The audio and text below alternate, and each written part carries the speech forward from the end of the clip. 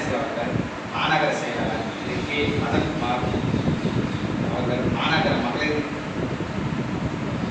மகளிரின் பொறுப்பாளர் திருமதி ராஸ்மியா